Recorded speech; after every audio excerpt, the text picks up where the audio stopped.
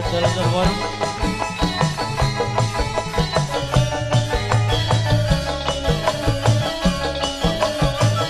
Ya, ada sih.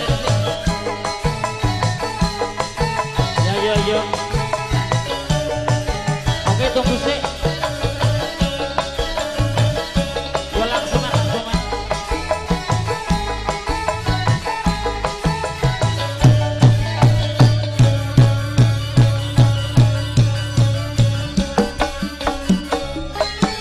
Cek, halo, cek.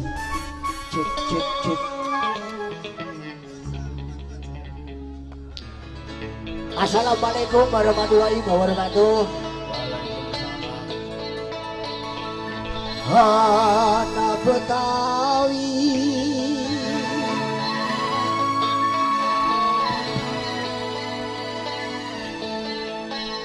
ketinggalan zaman,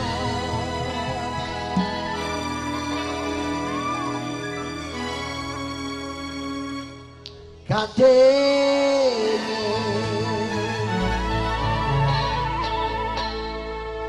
rek ayo rek blaku-blaku tujuan, rek ayo rek rame-rame bebarengan, nek ayo main pacar-pacaran, nek ayo main cium-ciuman, daripada cium beneran pikiran pusing tidak karuan belum dicium, kok aneh nyosor duluan.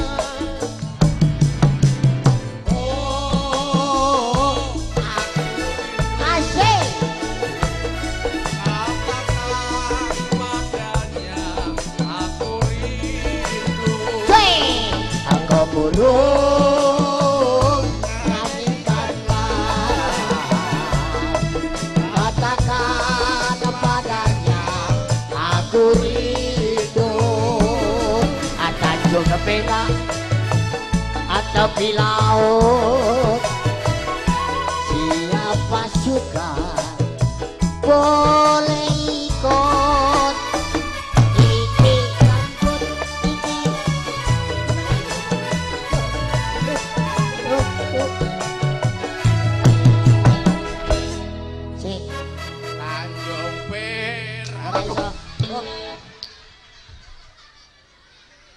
Wong durung kok kowe wis Tanjung Perak lho.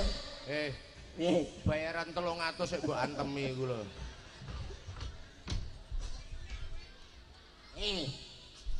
Tanjung Perak. Aku iki jane wis megah ndagel karo kowe. Tak geger ae kowe.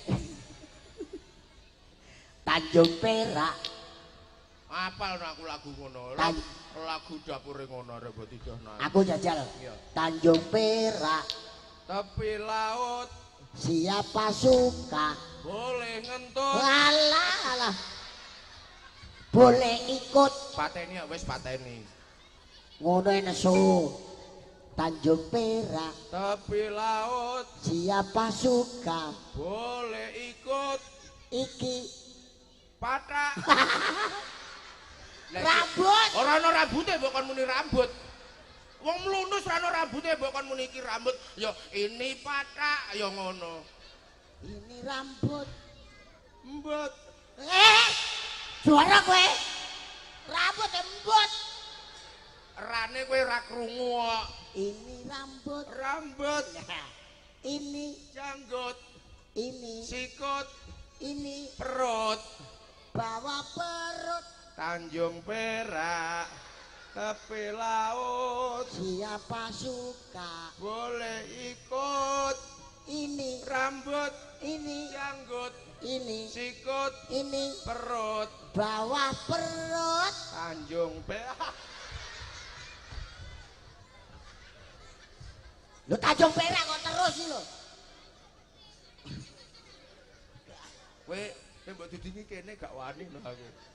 Nek kowe wani. Wani ya. Tanjung Perak. Tepi laut. Siapa suka boleh ikut. ini, rambut, ini, janggut, ini, sikut, ini, perut, bawah perut, setik biliar. tik biliar. Ngene lho, Moh.